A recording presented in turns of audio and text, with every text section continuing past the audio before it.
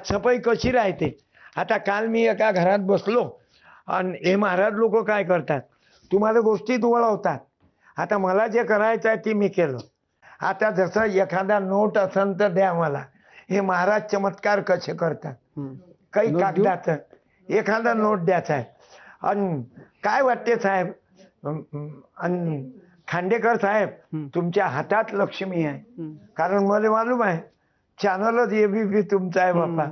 म्हणजे सांगायचं म्हटलं, तुम्ही मला दिले 500 रुपये. मग मी असं केलं घ्याच आहे. तुम्ही किती रुपये दिले मला? 500. मुठ्ठी खोला. अरे बापरे. आता अरे तुम्ही बापरे. दिले मला 500. अरे बापरे. अरे बापरे.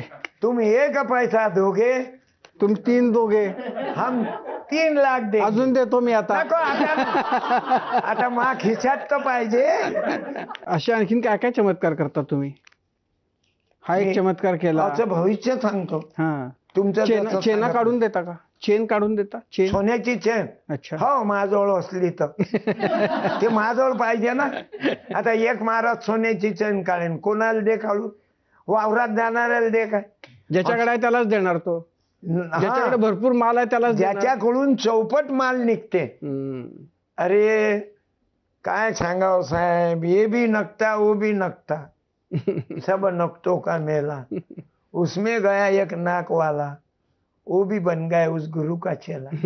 काय सांगावं, राजकारणाती असंच झालं साहेब. पण बोलता येत नाही. पण आपण सत्य पालावं म्हणून बोला लागते.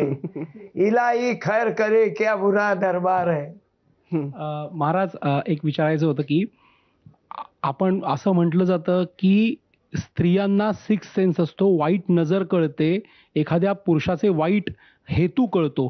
पण अशा वेळेला एखादा बाबा शेकडो महिलांचं शोषण करतोय, महाराज स्वतःला भोंदूगिरी करून, तर त्या स्त्रियांची बुद्धी कुठे गेली होती असा प्रश्न समाज विचारतोय. तर ह्याच्यावर तुमचं काय? माझं हेच म्हणणं आहे की त्या मुलीला, ते मुलगी वाईट नाही राहत किंवा ते ताई वाईट नाही राहत. तो महाराज तिच्यावर काही गुंगीची औषधी देऊन, काही तीर्थ पाजून, कारण तीर्थाच्या नावावर हे काही खाण्याला तयार आहेत. फुलं टाकले न्यायले म्हटलं हा नवीन आहे तर लोक आता काय देव बाजारचा भाजीपाला नाही रे. आणि मग ते गुंगीची औषधी देतात, त्या पोरीवर अत्याचार होते, मग तो त्याचे फोटो काढते, मग म्हणते मी हे सांगीन, मग ते लाजेच्या पायी त्याची गुलाम बनते. मग हे बी नकता वो बी नकता. मग दुसरी येते, तिचं इले मालूम राहते, हिचं तिले मालूम राहते. अकोल्यातलं प्रकरण तुम्हाला मालूम आहे. मुलांवर शिक्षण संस्थावाल्याचा भ्रष्टाचार.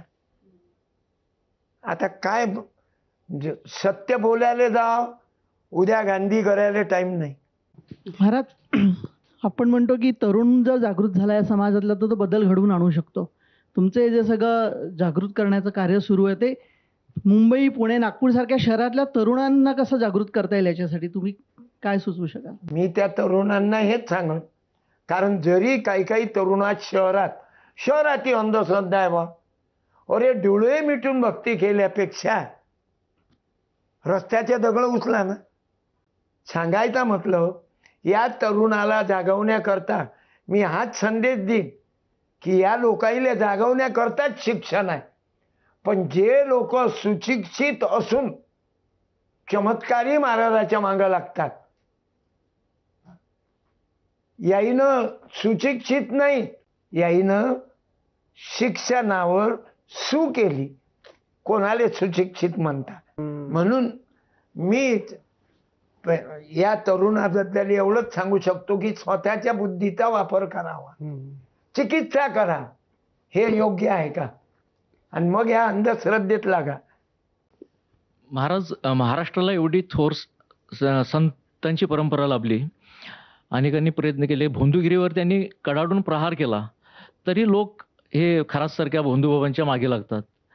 असं एकीकडे असताना झटपट तिकडं प्रसिद्धी मिळते, पैसा मिळतो, असं एकीकडे असताना तुम्ही जे कार्य करताय ते खूप कठीण आहे, पण ते करत राहावं असं तुम्हाला का वाटतं? एवढी प्रेरणा तुम्हाला कुठून? असं एकीकडे असताना तुम्ही जे कार्य करताय ते खूप कठीण आहे, पण ते करत राहावं असं तुम्हाला का वाटतं? एवढी प्रेरणा तुम्हाला कुठून मिळते? मला पब्लिक पासून, अहो ज्या माणसाले पंक्तीला नव्हते बोलावत साहेब, काय प्रश्न मारला तुम्ही.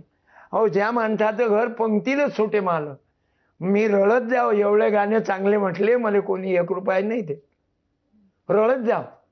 मग आई म्हणे बाबू आपण गरीब आहोत. म्हटलं गरीबाच्या घरात मला कायले पैदा केलं ते. मला लहानपणचं उत्तर आहे, महिमा ढचा रडत आहे. माझ्यासोबतचा पोरगा फटाके फोडे, शेडजीचा पोरगा होता. आईले म्हणू आई आई, अजून येत नोटा. अरे अजून एक होती. हे चमत्कार आहे महाराजच्या कृपेनं.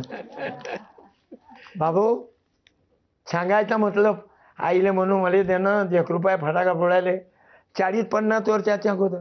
माझी आई म्हणे तुला एक अक्कल नाही काय म्हणे, तो मोठ्या माणसाचा पोरगा शेडजीचा पोरगा फटाकेच फोडते ना, आग तो लावते. तू आगा लावण्याचं काम केल्यापेक्षा आग विझवण्याचं काम कर. सत्यपाल येते दिवाळीचा सण, कुठं चाले ना तळण, गरीबाच्या झोपडीत नव्हतं सांजेचं दळण. त्या गरीबाच्या झोपडीतली आग मिटवा. आता असं आहे की तुमच्याबरोबर तुमचा मुलगा आणि तुमची नात आली आहे, ती इतकी छोटी